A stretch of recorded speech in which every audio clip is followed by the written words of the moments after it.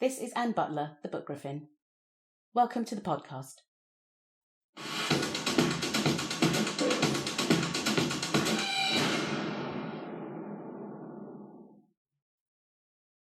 Most of the time when we think or talk about a romantic novel, or a novel with a romance subplot, we expect the author to end the story with a couple walking off into the sunset to live happily ever after.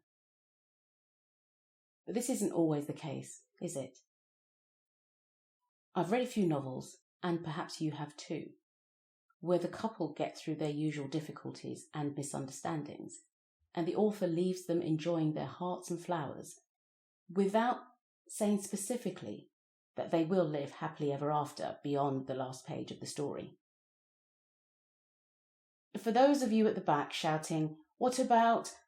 and then naming stories where none of the couple's issues were resolved, perhaps even one of them dies, I hear you.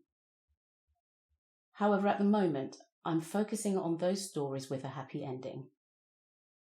I'll do a podcast about the other later on, just for you, okay? So back to happy for now stories. Which ones can you name, and which are your favourites? There are a couple that come to my mind, but I have a dilemma. If I name the titles, there's a risk that I'll spoil the ending for you. Instead, what I'll do is mention the authors of those books, and you can go on a little treasure hunt, if you're curious enough, to find and read those novels that may have an upbeat, happy for now ending. I've read several Kate C. Wells stories and enjoyed most of them, including the title that had a happy for now ending.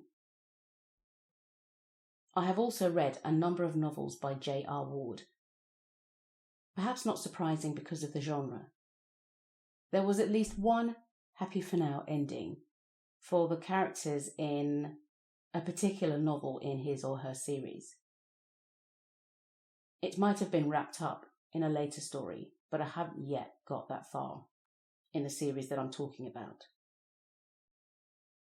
Finally, there was an historical romance by Jude Deveraux, which had a particularly unusual happy for now ending. The novel is one of her most popular stories. If you've read a Jude Deveraux, which one do you think it is? Enjoy your treasure hunt. Thanks for listening. This has been Anne Butler, the Book Griffin. Please hit the like button if you enjoyed this episode. Subscribe to receive notification of new episodes. You can follow me on Goodreads or on Instagram using the links in the description.